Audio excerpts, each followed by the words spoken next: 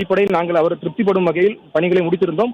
அதற்கு மகிழ்ச்சி தெரிவிக்கும் வகையில், அதை எங்களுக்கு நன்றி தெரிவிக்கும் வகையில் விஜய் அவர்கள் இந்த நிகழ்ச்சியில தங்க மோதிரத்தை வழங்கியிருக்கிறார். இதுவரை நான் கிட்டத்தட்ட ஒரு 10க்கும் மேற்பட்ட மாநாட்டுகளுக்கு பந்தல் அமைத்திருக்கிறேன், நிகழ்ச்சியை நடத்தியிருக்கிறேன். ஆனால் யாரும் இதுவரை என்னை இந்த போது கௌரவித்ததில்லை என்று குறிப்பிட்டிருக்கிறார். அதே போல விஜயை குறிப்பிட்டு தனது குடும்பம் சார்பாக தன்னுடைய நன்றியை அவர் தெரிவித்திருக்கிறார்.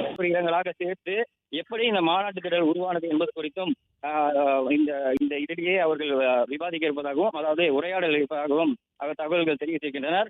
முதலில் பல விவசாயிகள் இந்த மாநாட்டு இடங்களுக்காக தேர்வு செய்யும் பொழுது தாங்கள் அந்த விவசாய நிலங்களை தர மறுத்ததாகவும், பின்பு விஜய்க்காக இந்த மாநாட்டு திடலை தாங்கள் கொடுக்க வேண்டும் என்று கோரிக்கை வைத்த பிறகு ஒவ்வொருவரும் அந்த சிறு சிறு இடங்களாக சேர்த்து கிட்டத்தட்ட 300க்கும் குறைவான அந்த 300க்கும் மேற்பட்ட அந்த நிலமானது மாநாட்டு திடலுக்காகவும் மாநாட்டு பார்க்கிங்காகவும் உருவாக்கப்பட்டிருந்தது.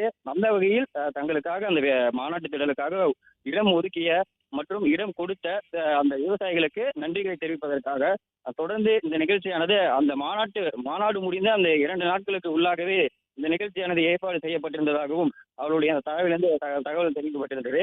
அதே போன்று பல விவசாயிகள் தங்களுக்கு பணமே வேண்டாம் என்றும் இந்த விவசாய நிலத்தை நீங்கள் எடுத்துக்கொண்டு தங்களுடைய மாநாட்டை வெற்றிகரமாக நடத்த வேண்டும் என்றும் அவர்களிடம் ஒப்படைத்ததாகவும் பல விவசாயிகள் தெரிவிக்க